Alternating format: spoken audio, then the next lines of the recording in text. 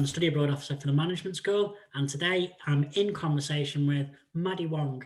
Maddie is a BA Marketing alumni, and she's now the Assistant Brand Manager of Muller. Maddie, welcome to In Conversation With. Thank you. It's lovely to be here. It's very nice to have you with you. How are you? How's things been since graduation? Yeah, it's been pretty good. I've definitely ate more yogurt than I've ever eaten in my life. I've eaten loads of snacks actually with COVID and everything.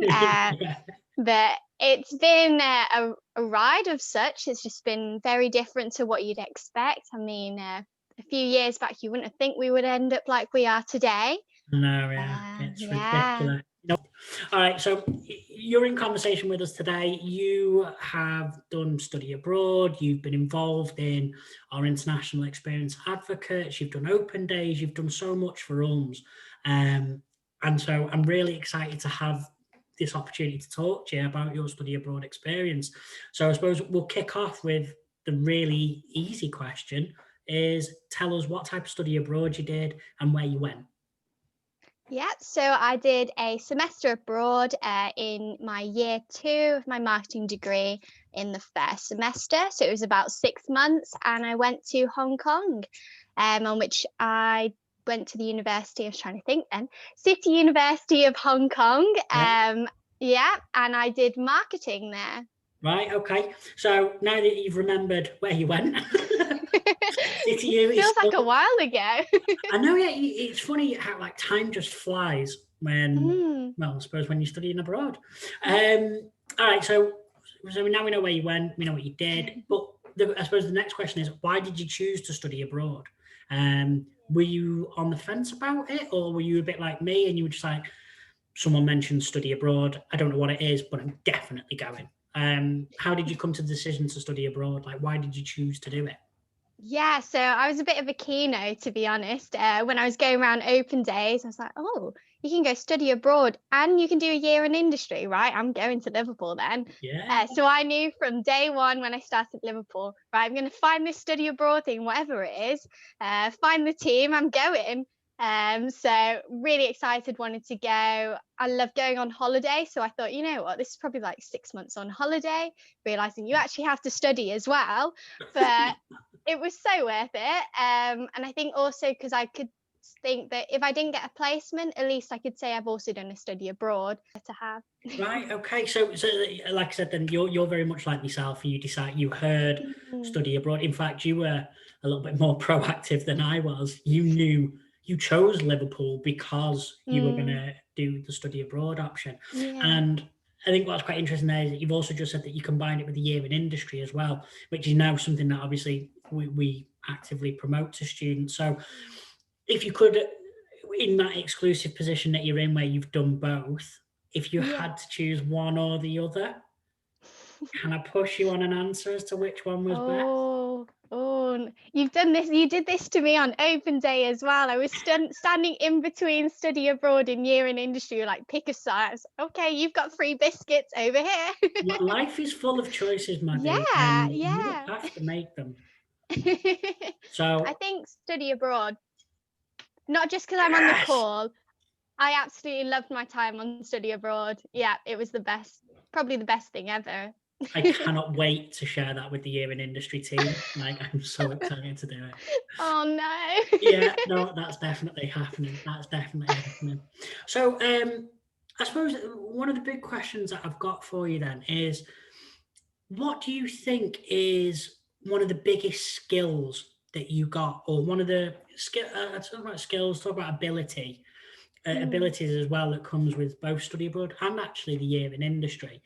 But what do you think is the biggest skill or ability that you got that's had the biggest impact on you and like going into the job market?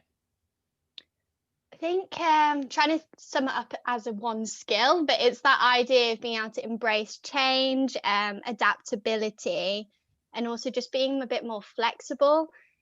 Before going on a study abroad, I was all about, right, so I'm going to get on the plane at this time, and when I arrive, it's going to be this time, then I'm going to get a taxi and it's going to take me to the hotel. Yeah. Did that happen on day one? Oh no, it didn't happen. Yes, it doesn't. It never does. Yeah. No, it doesn't. So we came on the back of I think it was the back of a monsoon, the front of a typhoon. So I was late. I was meeting someone else there who ended up in Taiwan because they ran out of petrol because of the typhoon. I don't even know how that happens. Right. But yeah. And then obviously we didn't get the taxi at that exact time that I thought it was going to be at. So how has that been useful for you then, going into, say, working at Muller or applying for Yes. your job at Muller? So for Muller, every day is a completely different change plan. You can go from launching in March to, I don't know, actually you're going to launch in January. So things change very quickly. Okay. And that's part of being in like a fast moving consumer goods industry. So being able to be like, okay, so yesterday it was this, but today is that. I can deal with it. I'm going to just cope through it instead of being like, oh no, I can't do this, just sitting there for 3 hours looking out the window. It's not happening. It's not going to happen. I can't do anything about it. So just knowing that, because I couldn't do that on day one in Hong Kong, just sit there on the floor and go, no, I'm not taking a taxi today. No. Did you, so, okay then, did you have a time in Hong Kong then when you felt like you couldn't do it and you were just like overwhelmed with whatever it was that was going on? Did you have an experience like that, and how did you get over that? I think it was, day one. I was like, right, so nothing will ever be exactly how it's planned. But I think you kind of just go, okay, well, I have to get home, so I'm going to have to do something about it. Luckily, I did have the support of another university student who was coming in at the same time, so we managed to get together, which was the support that the university provided while we were there. But it was just that knowing that nothing will stay the same in that way, and just dealing with it, and eating what was not a normal McDonald's either. Food always helps. Okay, right, we're gonna have to dig into that a little bit more. What wasn't normal about the McDonald's? They Because don't do 20 chicken McNuggets. Sorry, say that again. They don't do 20 chicken McNuggets. No one told me about that. Yeah, Why don't they do 20 McNuggets? I don't know. They do like 16. I don't know why. Pointless. No, I know. Well, if ever there's a reason to cancel our partnership with a university, I think that is pretty good grounds for it. Step your nugget game up, Hong Kong. Yeah. Okay.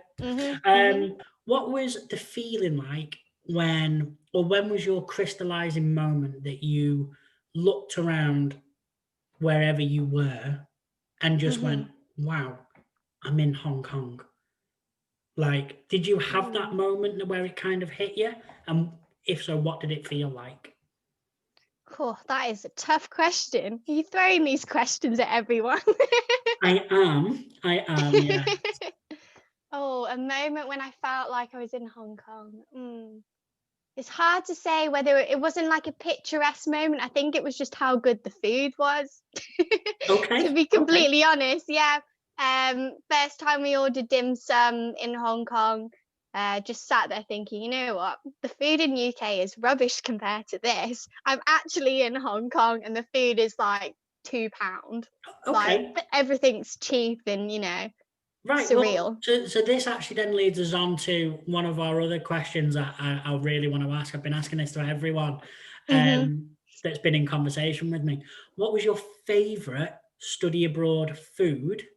And if you can get it in the UK, what made it better when you were abroad? Cool.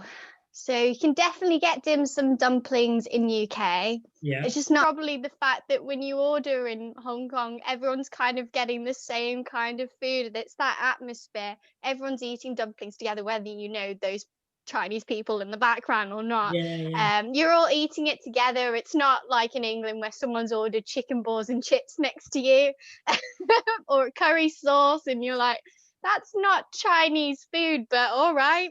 With red wine and Coca-Cola, not a cup of tea. I mean, fair enough. All right. So following on from that, then, what was your favourite drink? This can be alcoholic if you like. If you've got one that you want to share with us. Oh, well, I think it was just the amount of cups of tea you could get, really. It was all very cheap, it's like £1 for tea, but it wasn't like English tea, like a good green tea or a jasmine tea. There's all these different herbal teas. So, Yeah, it doesn't all right, sound like your okay. thing. So you're big into the herbal tea scene, Yes, and yes, I love it. that was plentiful in Hong Kong, hmm was it?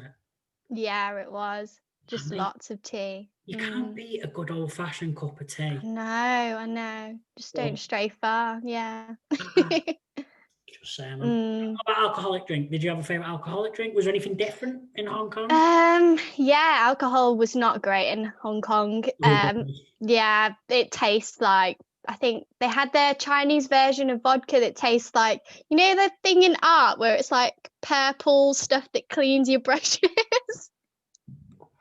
I can't think what that's called. Paint thinner or something? Yeah, Paint yeah, thinner? those stuff that you clean your paintbrushes with. That's what alcohol tastes like in Hong Kong. It's not great.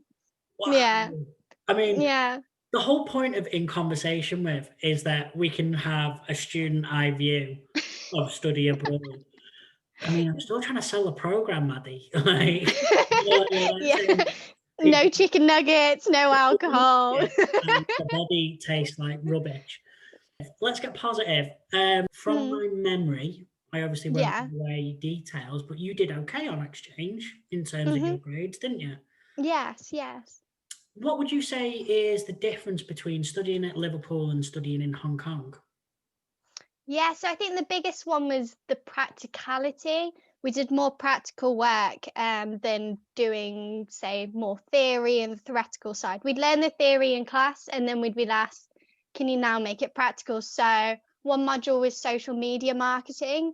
Okay. And we learned about how to engage with the public, what ways we could like use hashtags and locations. And then we had to go out and do an Instagram post Right. and try and get the most likes possible. So we got our photographer camera out, and we decided to do some sports shots because we thought it'd be really funny. Yeah. What's a sports shot? So just doing like active wear, kind of hiking up a mountain Did you actually and hike taking the loads of mountain? pictures. Yeah, we hiked up one of the mountains. That's the great thing about Hong Kong is you can get to loads of different landscapes as well. So you can go from the city to just going straight up a mountain, and they've got beaches and just like you can go from one extreme to the other It's really. a jack of all trades then. I know, so it's just so Instagrammable in that way. Perfect for social media marketing. So then have you found that in your current role then as an assistant brand manager for Mm. Muller, have you found that the practical things that you learn in Hong Kong have been quite useful in your actual working life now? Yeah, definitely.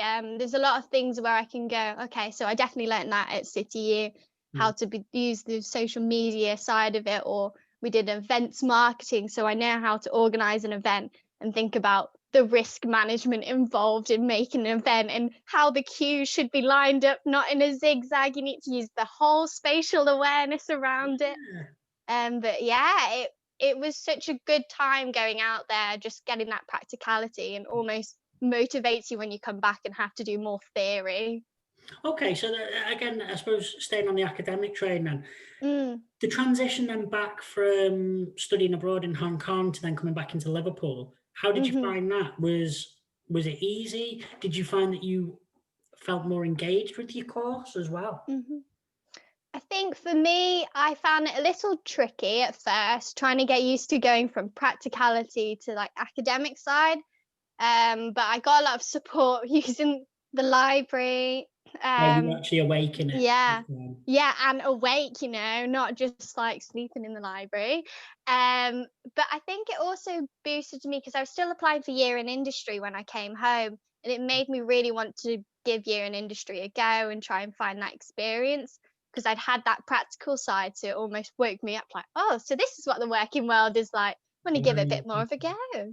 Right, it's Mm, interesting. That's actually quite interesting then that you did the study side of it and you're like, okay, this is good. I've got I've got a bit of theory. Now I've got a mm. practical side of learning. And then it kind of inspired you even more then to want to go and do the year in industry and put that Yes. into kind of a real life Mm, situation.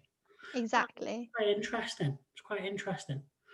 Okay, so we've covered your favourite food, we've covered your favourite drink. So you're gonna have a cup of tea with a bit of dim sum, yeah? Yeah, that's it. Yeah. Okay. Right. One thing I want to move on to now is I'm going to try and share Mhm. my screen Mhm. because you've been kind enough to share a picture with us. So I want to ask you, first of all, where are you? Who are you with? Mhm. And what is going on? Right. So we like to go island hopping during our weekends in Hong Kong because there's a lot of islands you can go off from. Okay. This one was probably wrongly pronounce it, but it's Chung Chau Island. Right. And Anyone who whereabouts actually is that? speaks, it's like I think it's south of Hong Kong, about an hour on the boat. It's not too bad, really. Just Okay. sleep on the boat, yeah, and you arrive.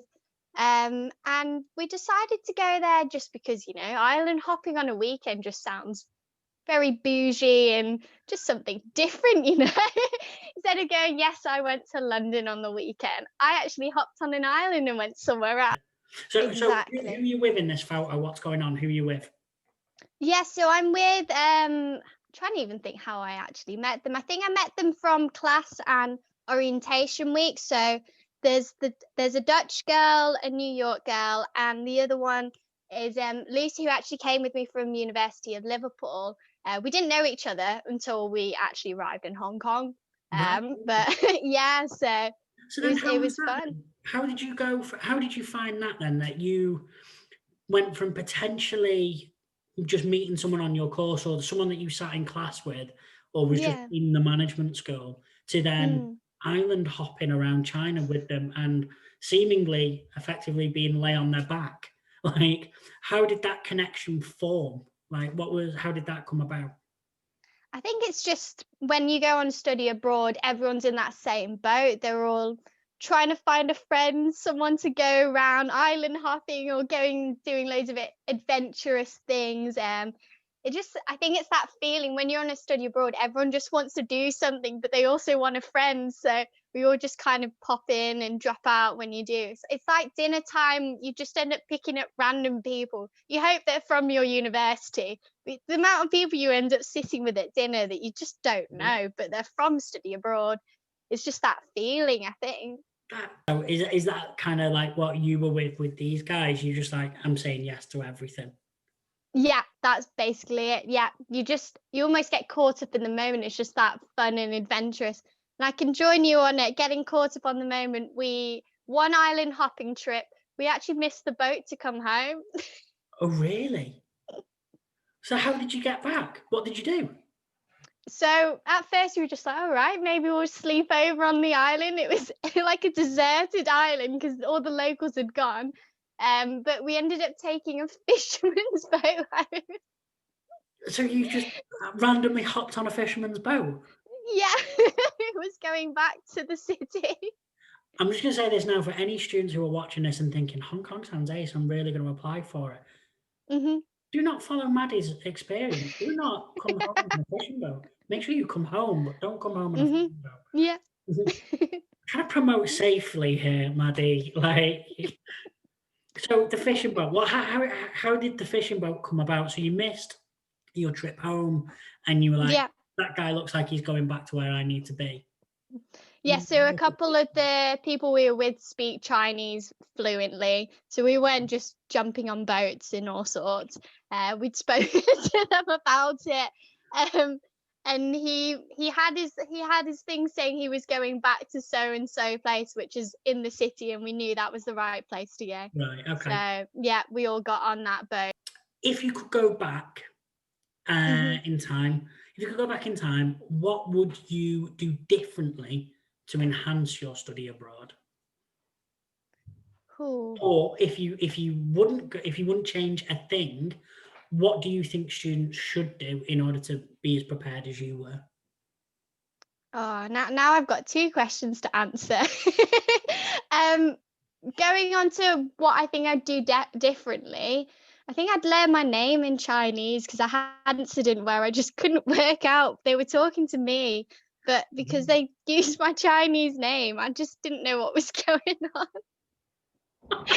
I can give some more situation to that. I ended up, I don't even know how. I joined the swimming team at City U, and I was like, okay, there's a race coming up, and they'd invited me. Yeah. Apparently ended up at a national swimming competition where the winners end up representing Hong Kong, and I'm sat there going, Wow. don't think I should be here. Didn't realise. I thought it was just, one of those little meets, Yeah, you yeah. turn up. So I ended up racing in that, but they put my name down. My middle name's Chinese, so they've Okay. taken that name and wrote it down in all these lovely characters, and I was literally sat there, I don't know what this is.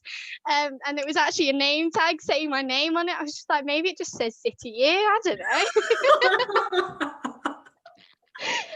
So yeah, turned up for my race. Obviously, you get called in when it's your heat and everything. Yeah, Luckily, I actually knew what I was swimming, because that would have been a disaster. that sounds about right.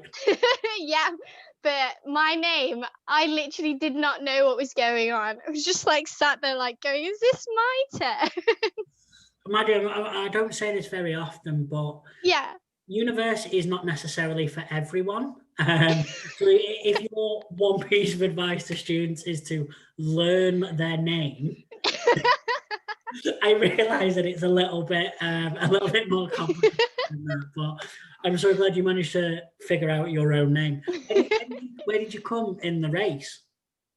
I think I don't actually know, to be honest. I couldn't read the board, but I don't think I'm meant to represent Hong Kong. So are you potentially then looking to represent Hong Kong in the Olympics? Or was it a qualifier? Like, have Oh, you I don't know. I couldn't read the board. an accidental career, but then it's all been thrown away because you couldn't read your name on the board? Yep, basically, yeah. Yeah. Did anyone shake your hand and say well done? Because that might have been an indication that you won. Oh, no, but I did get free rice and meat. Right, okay. So, moral of the story, if you are studying abroad at Hong Kong, at City U, then you need to enter the swimming team, you need to learn your Yes. name, and Yeah. you can come out with a free lunch. Final question while I've Mhm. got you. Any advice for students thinking about going on semester abroad or going on any of the study abroad programs and they're not sure about it? What would your main piece of advice be? Just think this is a one in a life opportunity. Are you ever going to be able to do something like this again? Going on a study abroad is not something that comes all the time. Like, this is your opportunity to do it, and sometimes you have to say yes, and I'd say yes. So really give it a go, really think about it. It's a great opportunity. It's going to look great on your CV if you want to think academically. It's also good for you and your job prospects. They always love to see something different and unique, so study abroad is very unique to what other people might do. And just, it was the best time of my university, to be completely honest. I absolutely loved studying abroad. I did lots of fun things at uni, like doing a year in industry, but study abroad was like the top thing and one of my biggest highlights. So definitely go for it. I literally haven't paid Maddie to do in conversation with. I haven't told her what answers to give, but that might be the best answer that I've heard. And I'm so glad. Apart from not knowing my name, yeah. Apart from knowing your name, yeah. I'm glad. I did say that was the last question, but I do have another question for you. Mhm. So you were really involved when you came back from study abroad Mhm. about, like, you really got involved with open days and there are international experience advocates, which is basically where we get former study abroad students like yourself to share their experience. Mm. I suppose my question to you is, why did you feel like you wanted to get involved so much with those extra things? Is there a particular reason, or is that just the way that you are as a person? Or do you think that having your study abroad experience contributed towards that? mean, it's because of the way I am as a person. That sounds great answer. But really, I love talking about study abroad. You can't be told to be quiet about study abroad when you're representing study abroad. So you can talk all you want about how great it is, and you're not going to be told, yes, I've heard it all now, that would please go away. But so it was being able to talk about it and sharing that experience, because not everyone may not go and study abroad, but at least they'll understand how great it is. And if you haven't been, then it's your opportunity to go. Excellent. I suppose that's actually a really good place for us to finish. One thing I will say is that for anyone who's watching this, if you're interested in finding out more about study abroad, we've got the Study Abroad Fair that takes place on the 16th of November. Obviously, due to COVID, it's going to be online. So if you have a look on the website, just Google University of Liverpool Study Abroad. You can find the link there on the website to register for the Study Abroad Fair. Following on from the fair, we've also got Study Abroad Week, which will run from the 17th of November to the 20th. And I'll be running introduction sessions, so talking about the options that are available. We're also going to be having a student question and answer panel. So you'll have the opportunity there to speak to students who have done study abroad like Maddie, who've also done year in industry like Maddie. And so if you've got questions about that, you can ask them to the students directly, and they'll be able to answer those for you. And then I'll also be running some application workshops for the semester abroad and for the year in China option. So I'll be doing those. I'll be telling you what to include and what not to include in your applications and talking you through that process. I want to say, Maddie, thank you very much for joining us for In Conversation With. It's been an absolute pleasure having you with us. I suppose good luck at Muller and what you're doing there. And if you need anything, we're always happy to get involved. And get me on the yoga train. I'm for it. I'm ready to get it. Gotta send you some soon. Brilliant. Thank you so much for inviting me. No problem at all. Thank you very much, Maddie. Have a good one.